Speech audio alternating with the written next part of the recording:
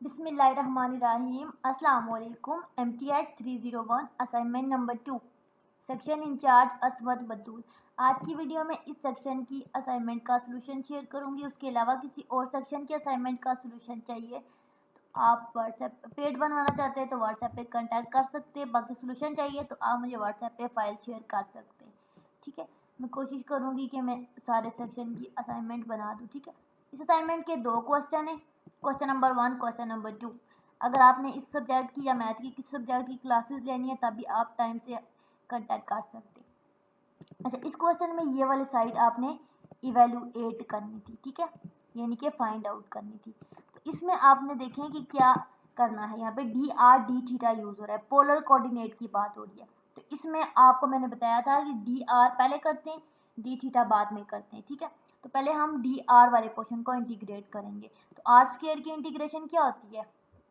ठीक है, are cube by 3। ठीक है, उसकी हमारे पास पावर क्या है 0 1 प्लस साइन थीटा, तो 0 1 प्लस साइन थीटा लिख लेंगे।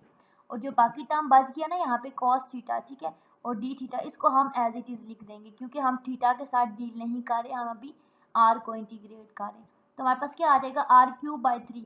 तो हम अपर लिमिट पुट करेंगे 1 प्लस साइन थीटा, यहाँ पे 1 प्लस साइन थीटा का क्यूब बाय 3 आ जाएगा और माइनस लोअर 0 बाय 3।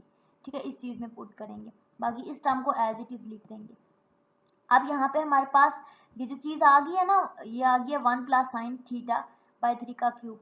तो हमने क्या करना है, इसमें से ये 1 बाय 3 को बाहर ले जाना है।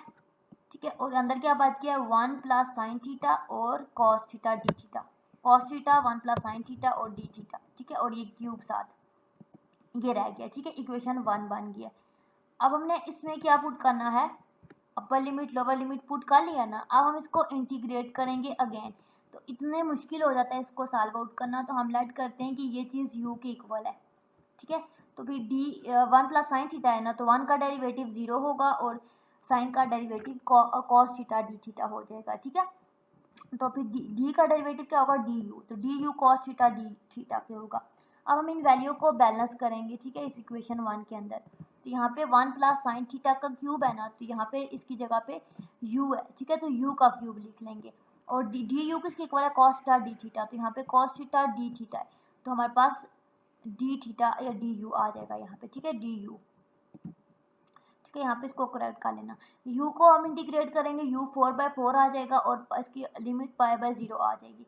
अब इसकी लिमिट π/0 हम नहीं पुट करेंगे बिकॉज हम आप सोच रहे होंगे पुट कर सकते हैं u में, लेकिन हम नहीं पुट कर सकते क्योंकि ये जो लिमिट है ना 0 से पाई, ये थीटा की लिमिट है, बट यहाँ पे हमने u लेट किया है। ठीक है, तो u की लिमिट भी आप कंसिडर करके पुट कर सकते थे, लेकिन मैं यहाँ पे नहीं करूँगी ऐसा क्योंकि मैं इसको ओरिजिनल कंडीशन में ला के फिर थीटा की वैल्यू पुट करूँगी। ठीक है, तो यहाँ तक इंटीग्रेशन हो गई है। अब हम u की जो वैल्यू थी ना, ये वाली ओरिजिनल 1 प्लस साइन थीटा, इसको यहाँ पे पुट करेंगे 1 प्लस साइन थीटा, तो 1 बाय साइन π/4 आ जाएगा अपर लिमिट और लोअर 0 आ जाएगा। ठीक है, एक स्टेप डायरेक्ट हो गया। इसको फिर सॉल्व आउट करेंगे तो हमारे पास क्या आएगा, तो देखें साइन पाई जो होता है ना 180 होता है, साइन 180 पे भी 0 होता है, साइन 0 पे भी 0 होता है, तो 1/4 आ जाएगा ये, और ये -1/4 आ जाएगा। तो यहाँ पे मैंने देखा कि ये सेम हो गया है तो ये कैंसिल हो जाएगा, तो हमारे पास 1/3 और 0 आ जाएगा। तो 0 किसी भी नंबर से मल्टीप्लाई हो 0 ही होता है, तो इसका आंसर 0 आ जाएगा। ठीक है, 100% करेक्ट ठीक है आंसर है। फिर भी अगर आपको कोई इशू लगता है तो आप कमेंट सेक्शन में पूछ सकते हैं। क्वेश्चन नंबर 2, इसमें आर्क लेंथ फाइंड करनी थी, तो ये है आर्क लेंथ का फार्मूला। ठीक है, अब यहाँ पे dx/dt का स्क्वायर है ना, तो ये कंडीशन थी। ये हमारे पास जो i के अलोंग होता है वो x होता है, जो j के अलोंग होता है वो y होता है। ठीक है, और जो k के अलोंग होता है वो z होता है। तो यहाँ पे i j यूज हो रहा है तो x y टर्म यूज होंगी। ठीक है, तो यहाँ पे ये x b sin t है और ये जो j के अलोंग है ये y की वैल्यू है। अब हम इस वाली वैल्यू का डेरिवेटिव ले लेंगे तो ये आ जाएगा, और इसका डेरिवेटिव लेंगे तो ये आ जाएगा। ठीक है, अब दोनों के जो डेरिवेटिव आ गए ना उसको फार्मूला के अंदर पुट करते हैं। ठीक है, तो सबसे पहले टर्म क्या है dx/dt का स्क्वायर, तो यहाँ पे dx/dt भी cos t का स्क्वायर आ जाएगा, dy/dt इसका स्क्वायर आ जाएगा। ठीक है, ये वैल्यू। अब हम इसका स्क्वायर जब लेंगे ना तो हमारे पास आ जाएगा b² cos t, ये प्लस ये जो माइनस है ना, ये स्क्वायर जब भी किसी भी नंबर की पावर 2 हो 4 हो 6 हो 2 का मल्टीपल हो इवन हो, ठीक है, उसको हम पॉजिटिव ही कंसिडर करते हैं। तो यहाँ पे नेगेटिव है तो उसको हम प्लस ही कंसिडर करेंगे। तो हमारे पास क्या आ जाएगा, b square sine t square. तो यहाँ पे बी स्क्वायर दोनों में एक जैसा है तो हम कॉमन ले लेंगे, तो हमारे पास आ जाएगा बी स्क्वायर, ये बी स्क्वायर कॉमन आ जाएगा तो cos square theta plus sine square theta आ जाएगा। तो मैथ की जो आइडेंटिटीज थी ना, जो अलजेब्रा की जो MTH 100 में भी आपने पढ़ी थी, उसमें आपने क्या पढ़ा था, cos square plus sine square वो इक्वल होता है 1 के। तो यहाँ पे हमारे पास 1 आ जाएगा, ठीक है, बी स्क्वायर 1 आ जाएगा। अब हमने इस बी को, ठीक है, स्क्वायर रूट को स्क्वायर से काट देना है, तो हमारे पास खत्म हो गया, बी आ गया। अब बी एक कांस्टेंट गिनती का नंबर है, ठीक है, इसको वेरिएबल नहीं यहाँ पे ट्रीट किया जा रहा है, इसको यहाँ पे एज आ कांस्टेंट ट्रीट किया जा रहा है। तो बी को बाहर ले जाएं, अंदर रखें, उसका कोई, ठीक है, इशू नहीं होता। अब यहाँ पे रखें या बाहर ले जाएं, ठीक है। अब हमारे पास मेन टारगेट क्या है कि इसमें वेरिएबल जो है वो कौन सा है, तो यहाँ पे वेरिएबल टी है, तो टी की इंटीग्रेशन क्या होगी, जो फंक्शन होगा उसमें ऐड होगा। तो यहाँ पे फंक्शन क्या है, टी के लॉन्ग कुछ भी नहीं है तो 1 है, जो जब कुछ भी नहीं होता 1 होता है, तो उसका आंसर वो वेरिएबल आता है। तो वेरिएबल टी है तो सिर्फ टी आ जाएगा आंसर, ठीक है। बी उस तरह रहेगा और टी आ जाएगा।